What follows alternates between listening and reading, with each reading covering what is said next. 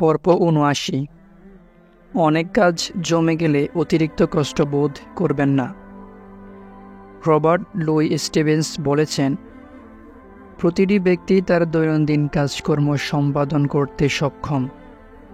সে কাজগুলো যতই কঠিন হোক না কেন, তাতে কিছু আসা যায় না, এবং প্রতিটি লোকই সূর্য ডোবার আগ পর্যন্ত তার সারাটা দিন সুখে কাটাতে সক্ষম, আর সেটাই জীবনের অর্থ। স্টেফেন লিকক বলেছেন, শিশু বলে আমি যখন বালক হব, বালক বলে আমি যখন তরুণ হব, আর যখন সে সময় আসে তখন সে বলে আমি যখন বিয়ে করব। বিয়ের পর কি ঘটে, আর এসব পর্যায় পার হওয়ার পর কি হয়? সবাই একটু চিন্তার পেছনে সদাই পড়ে আছে যে যখন আমি অবসর হতে পারবো। কিন্তু সে যখন সত্যি বৃদ্ধ বয়সে পৌঁছে তখন পিছনে ফিরে তাকায়, অর্থাৎ অতীতের বিষয় নিয়ে চিন্তা করে দেখে, আর এক শীতল বায়ু প্রবাহে আক্রান্ত হয়, অর্থাৎ অতীতের দুঃখময় ঘটনার কথা ভেবে বিষাদিত হয়ে যায়। সে ভাবে যে সে তার সারা জীবন বৃথা নষ্ট করেছে, এক মুহূর্ত সুখে কাটাতে পারেনি।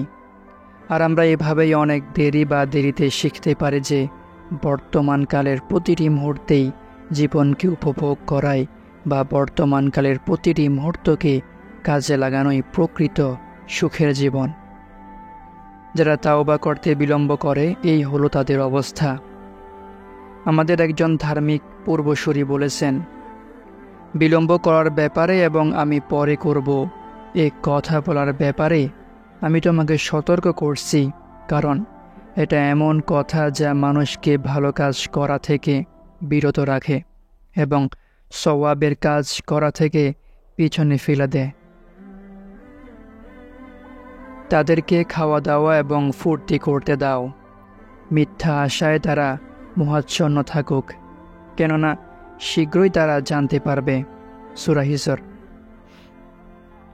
ফরাসি দার্শনিক মন্টেইন বলেছেন, আমার জীবনটা দুর্ভাগ্যে ভরা ছিল, আমাকে কখনো করুণা দেখাওনি। আমি এই কথা স্বীকার করছি যে তাদের জ্ঞান ও মেধা থাকা সত্ত্বেও তাদের প্রসিদ্ধ অনেকেই তাদের সৃষ্টির আড়ালে যে রহস্য রয়েছে তার কিছুই জানত না। আল্লাহ তাআলা রাসূল সাল্লাল্লাহু আলাইহি ওয়াসাল্লাম এর মাধ্যমে যে শিক্ষা পাঠিয়েছেন, তারা সেই শিক্ষা দ্বারা পরিচালিত হতেন না।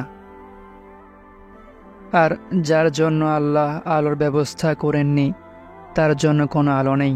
সূরা নূর। ইন্না হাদাইনাহুস সাবিলা ইম্মা শাকিরাও ওয়া ইম্মা কাফুরা। আমি অবশ্যই তাকে পথ দেখিয়েছি, হয়তো সে কৃতজ্ঞ হোক নয়তো অকৃতজ্ঞ হোক। সূরা দাহর। ড্যান্টি বলেছেন, এই কথা ভাবুন যে আজকের এই দিনটি আর কখনো ফিরে আসবে না। এর চেয়ে উত্তম, সুন্দরতর ও অধিকতর হলো এই হাদিসটি। এমনভাবে সলাত আদায় করো যেন এটা তোমার বিদায়কালীন সলাত। যে ব্যক্তি এ কথা মনে রাখে যে আজকের দিনটি তার শেষ দিন, সে খাঁটি তাওবা করবে, আমলে সালেহ বা নেক আমল করবে, সর্বশক্তিমান আল্লাহ ও তার রাসূল সাল্লাল্লাহু আলাইহি সাল্লামের প্রতি অনুগত থাকার আপ্রাণ চেষ্টা করবে।